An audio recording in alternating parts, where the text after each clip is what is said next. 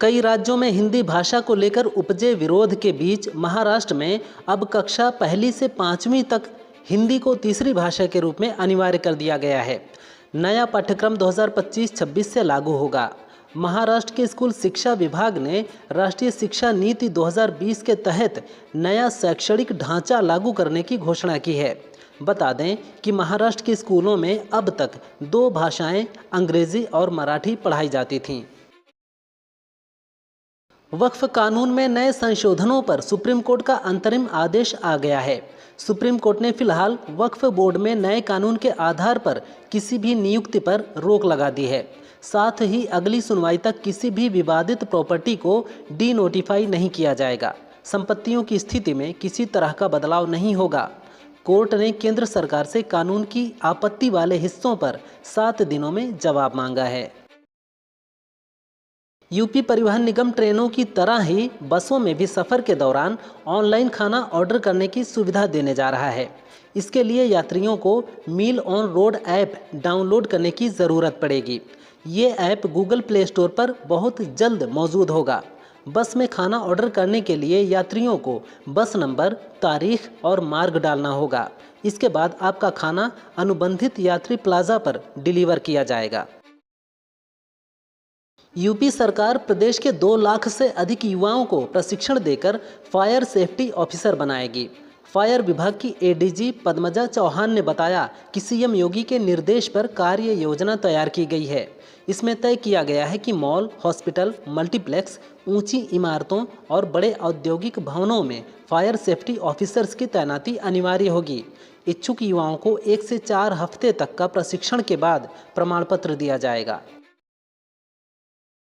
उपराष्ट्रपति जगदीप धनखड़ ने supreme court के एक फैसले पर नाराजगी जताते हुए कहा, अदालतें राष्ट्रपति को आदेश नहीं दे सकतीं। संविधान के अनुच्छेद 142 के तहत मिले कोड को विशेष अधिकार लोकतांत्रिक शक्तियों के खिलाफ 24/7 उपलब्ध न्यूक्लियर मिसाइल बन गया है। सुप्रीम कोर्ट ने कहा था कि राज्यपाल द्वारा भेजे गए बिल पर फैसला 3 महीने के अंदर नहीं लिया गया तो राष्ट्रपति को राज्य को इसकी वाजिब वजह बतानी होगी। देश के कई राज्यों में बारिश हो रही है, जबकि कुछ राज्यों में भीषण गर्मी पड़ रही है, जिनमें राजस्थान, गुजरात, मध्य प्रदेश, तेलंगाना और अन्य राज्य शामिल हैं। इस बीच तेलंगाना के 28 जिलों में कम से कम 15 दिनों तक लू चलने की आशंका जताई गई है। इस बीच सरकार ने लू को आपदा घोषित कर दिया है। लू से मरने वालों के परिजन को 4 लाख रुपए की सहायता देने का ऐलान किया गया है। तमिल एक्टर और पॉलिटिकल लीडर विजय थलापति के खिलाफ फतवा जारी किया गया है। यूपी के बरेली से ऑल इंडिया मुस्लिम जमात के राष्ट्रीय सदर मौलाना शहाबुद्दीन रजवी ने आरोप लगाया कि विजय ने चेन्नई में जो इफ्तार पार्टी आयोजित की थी उसमें शराबी और जुआरियों को बुलाया। ये इस्लाम के उसूलों के खिलाफ है और रमज़ान की पवित्रता को ठेस पहुंचाने वाला है। मुस्लिमों को न उनसे हाथ मिलाना चाहिए और न ही उन पर भरोसा करना चाहिए। लखनऊ के चारबाग रेलवे स्टेशन पर लोको पायलट और रनिंग रूम की कैंटीन ठेकेदार के बीच मारपीट हो गई। पायलट ने राशन देकर खाना बनाने को कहा। इस पर कैंटीन इंचार्ज ने कहा, खाना नहीं बनेगा, जो बना है वही खाओ। विरोध पर इंचार्ज ने थप्पड़ जड़ दिया, फिर लाठी और वाइपर से भी पीटा। इसके बाद पायलट धरने पर बैठ गया। बाद में हुई अधिकारियों की बैठक में एफआईआर, इंचार्ज को तत्काल हटाने और सुरक्षा दिए जाने की मांग की गई है।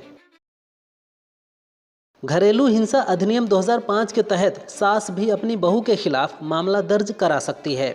इलाहाबाद हाईकोर्ट ने महत्वपूर्ण फैसला सुनाते हुए लखनऊ की एक निचली अदालत द्वारा बहू और उसके परिवार के खिलाफ जारी समन को सही ठहराया। सास का आरोप था कि बहू झूठे केस में फंसाने की धमकी के साथ बेटे को मायके में रहने का दबाव बना रही थी।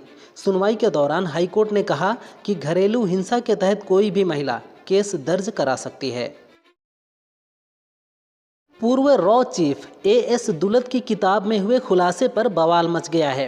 दुलत ने अपनी किताब में दावा किया है कि जम्मू कश्मीर से अनुच्छेद 370 हटाने में पूर्व मुख्यमंत्री फारूक अब्दुल्ला ने केंद्र सरकार का साथ दिया था।